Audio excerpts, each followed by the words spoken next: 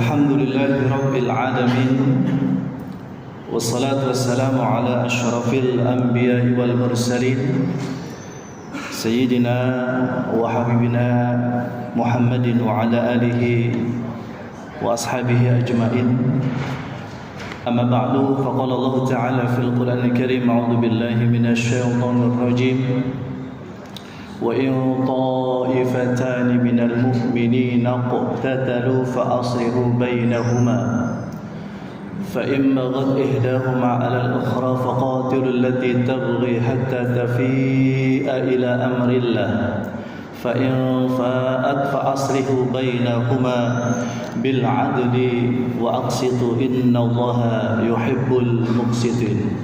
صدق الله العظيم.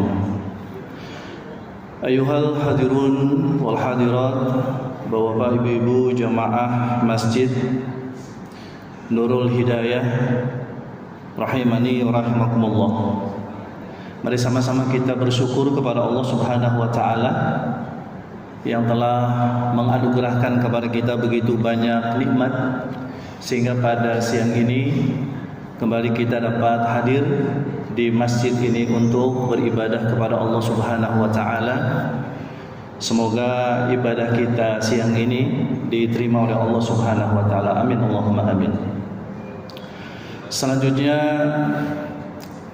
tidak pernah bosan-bosannya kita selalu bersolawat kepada baginda Nabi Muhammad SAW, dan semoga juga solawat dan salam terlimpah kepada ahli baitnya, kepada keluarganya, para istrinya, dan juga para sahabatnya serta pengikutnya yang istiqomah memegang teguh ajaran-ajaran yang beliau sampaikan. Mudah-mudahan di dalamnya termasuk kita semua ila yaumil qiyamah. Hadirin hadirat jamaah sekalian yang dirahmati oleh Allah Subhanahu wa taala, kita ingin melanjutkan pembahasan kita yang lalu masih tentang bagaimana menjalin persatuan dan juga ukhuwah di antara kaum muslimin. Yang lalu kita sudah sama-sama membahas tentang bagaimana Nabi SAW itu merupakan pribadi yang begitu sangat berhasil dalam menyatukan umat dan bersatu dalam ikatan akidah dan keimanan. Itu adalah merupakan suatu perintah Allah, dan sebaliknya bercerai-berai itu adalah dilarang oleh Allah Subhanahu wa taala. Dan Allah Subhanahu wa taala itu tidak hanya memerintahkan kepada kita umat Islam, orang-orang beriman ini, untuk bersatu padu, untuk bersaudara. Tapi juga Allah Subhanahu wa taala juga memberikan petunjuk agar kita bisa menjaga persatuan dan kesatuan sampai kapanpun. Ketika persatuan dan kesatuan itu sudah mulai terkoyak, sudah mulai ada bisa jadi benih-benih perselisihan atau benih-benih pertengkaran, maka kemudian Allah Subhanahu wa taala menyuruh kepada kita untuk bisa meredam atau bisa menyelesaikan konflik yang terjadi di antara dua kelompok umat Islam. Allah berfirman di dalam surah Al-Hujurat, surah 49 ayat 9. Allah berfirman, wa in ta'ifatani minal mu'minina iqtatalu fa aslihu bainahuma. Kata Allah, dan jika ada dua kelompok manusia dari orang-orang beriman, mereka berselisih, mereka bertengkar, mereka bermusuhan, fa aslihu bainahuma, lalu pihak yang ketiga ini hendaknya melakukan upaya damai, ya, mendamaikan di antara kedua belah pihak yang bersengketa atau bertikai.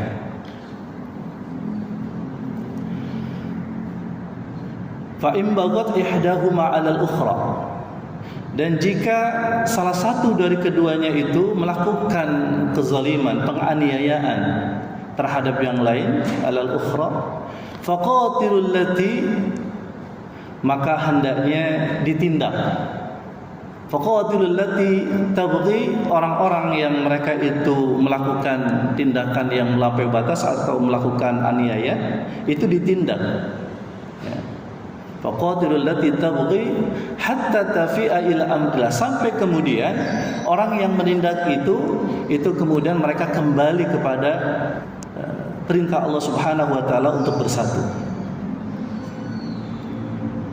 Lalu kemudian setelah itu fa in fa'at, apabila mereka sudah kembali, fa aslihu bainahuma, ya. Lalu Allah perintahkan lagi untuk kembali mendamaikan keduanya. Tapi perintah yang kedua ini dibarengi dengan satu kalimat, yaitu dengan adil. Ketika ada salah satu yang melakukan tindakan aniaya kepada kelompok yang lain, lalu pihak yang ketiga ini, pihak pendamai ini mesti melakukan satu tindakan tegas agar dia kembali, ya, lalu kemudian bersatu dengan saudaranya dari kelompok yang lain. Dan jika mereka sudah kembali, maka kemudian damaikanlah mereka itu dengan adil, bil adl, ya, dengan adil. Wa aqsitu, ya, dan berlaku adillah kalian, innallaha yuhibbul muqsitin. Sesungguhnya Allah Subhanahu wa taala itu suka kepada orang-orang yang berlaku adil. Nah, jamaah sekalian yang dirahmati oleh Allah Subhanahu wa taala, ayat ini diawali dengan kata in, ya. Yang kita tahu kata in itu adalah sebuah kata, ya, untuk mengiringi satu perbuatan yang jarang terjadi, ya. Sehingga bisa disimpulkan, hadirin, bahwa yang namanya pertengkaran antara kelompok umat Islam ini adalah suatu peristiwa yang jarang terjadi, gitu ya.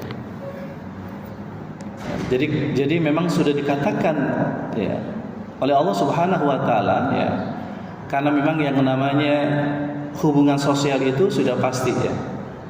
Sudah pasti namanya manusia itu sudah pasti ketika menjalin hubungan sosial itu bisa terjalin dengan baik, rukun, damai, atau bisa juga sebaliknya, ya.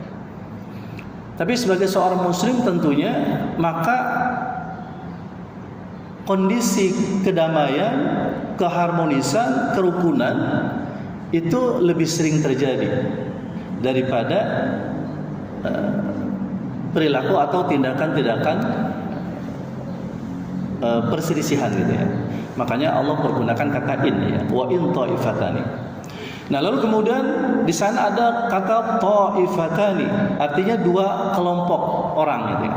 Karena ketika bertikai itu, Bapak sekalian, itu biasanya meskipun awalnya cuma dua orang yang bertikai, tapi pada akhirnya dia akan melibatkan orang lain, gitu ya.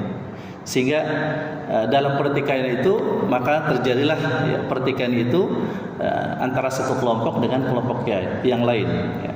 Dan kata iqtatalu, ya, itu semula artinya adalah berperang atau membunuh, ya. Tapi dalam konteks ini, ya, ini diartikan dengan yaitu pertengkaran, ya. Karena sebagai seorang muslim tentunya, ya, maka yang namanya pertengkaran, ya, pertikaian, itu sudah pasti adalah sesuatu yang memang pasti terjadi dalam hubungan sosial. Tapi kemudian yang diwanti-wanti adalah ketika pertikaian atau pertengkaran itu tidak sampai kemudian kepada tingkatan saling berperang atau saling membunuh. Nah, kira-kira seperti itu. Nah, Bapak Ibu sekalian yang dirahmati oleh Allah Subhanahu wa taala, jadi jelas melalui ayat ini bahwa ketika terjadi pertengkaran, bahkan kemudian, ya, sebelum terjadi pertengkaran, ya, Karena meskipun kalimat yang digunakan itu menggunakan fi'il madhi, ya, artinya kata kerja lampau, artinya sudah terjadi, ya, maka di situ para ulama tafsir, ya, itu memberikan tafsiran, ya, kalimat itu dengan suatu peristiwa yang akan terjadi, gitu ya. Jadi kalau seandainya pertikaian pertengkaran itu hampir terjadi, ya, itu maka pihak ketiga ini sudah harus melakukan antisipasi dengan melakukan perdamaian antar keduanya, gitu.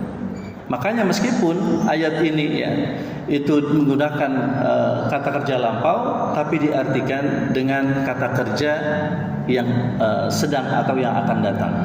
Seperti misalnya ungkapan iqamah, ya, ketika sebelum kita sholat, ya, lalu kemudian muadzin, ya, mengumandangkan iqamah, maka kemudian ada kalimat qad qamatis shalah, ya, yang secara bahasa, ya, qad qamatis shalah itu artinya sungguh sholat sudah dilaksanakan.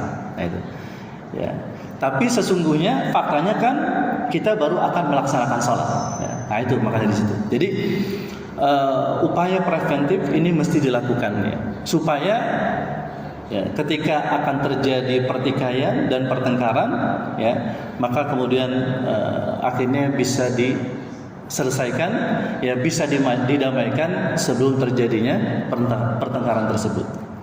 Tapi kemudian kata Allah, jika bisa jadi ada satu kelompok mungkin powernya lebih kuat, kemudian dia melakukan tindakan kezaliman kepada kelompok yang lain, maka sebagai pihak ketiga mesti punya ketegasan.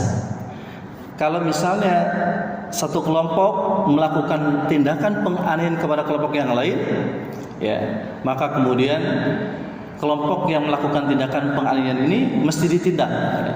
Berarti pihak ketiga ini mesti punya power yang lebih kuat, gitu ya. Mesti punya power yang lebih kuat, gitu ya. Nah, makanya dalam satu hadis Nabi katakan, tolonglah saudaramu yang dianiaya. Ya. Lalu kemudian sahabat mengatakan, kalau kita menolong orang yang dianiaya gampang. Tapi bagaimana ketika kita akan menolong orang yang melakukan penganiayaan? Nah, ini yang kemudian lebih sulit, gitu kan. Oleh karena itu maka bagi orang yang akan melakukan perdamaian, ya, terutama menghadapi pihak yang lebih kuat, maka dia harus punya power yang lebih kuat pula, gitu ya.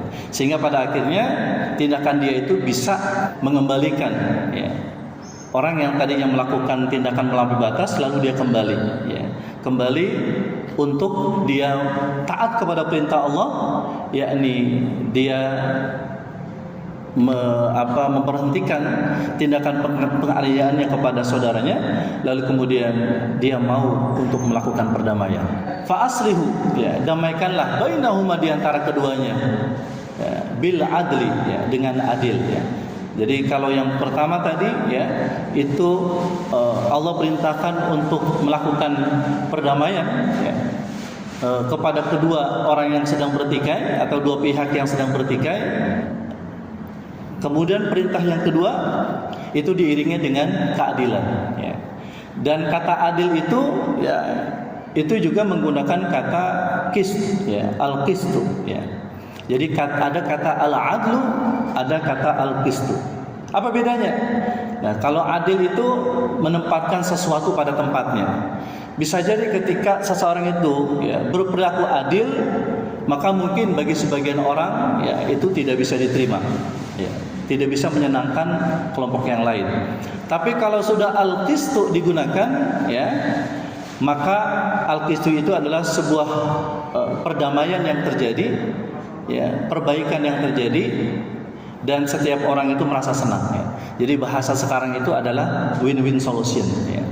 Jadi ketika kedua belah pihak ini berseteru, kita mendamaikannya, dan kemudian ketika kita mendamaikannya, maka perdamaian itu kemudian terjadi, kedua belah pihak itu merasa senang. Karena kita sebagai orang yang sebagai wasit, ya, atau sebagai hakim, ya, kita bisa memberikan solusi yang baik kepada keduanya, sehingga menggembirakan keduanya, ya. ketika kita sudah berlaku adil, pihak ketiga ini sudah berlaku adil, ya, maka Allah Subhanahu wa taala sangat suka kepada orang-orang yang berlaku adil. Nah, hadirin jamaah sekalian rahimakumullah, itulah diantara perintah Allah ya, kepada kita semua. Ya, tidak hanya Allah perintahkan kita untuk bersatu ya, antar sesama Muslim, tapi juga ketika terjadi pertikaian, pertengkaran, maka hendaknya ada di antara kita yang punya posisi yaitu sebagai penengah, yaitu sebagai pendamai dari kedua belah pihak yang bertikai, sehingga kemudian persatuan-kesatuan, persaudaraan itu bisa terwujud kembali. Aqul qouli hadza fa astaghfirullaha li wa lakum tsumma salam. Wassalamu alaikum warahmatullahi wabarakatuh.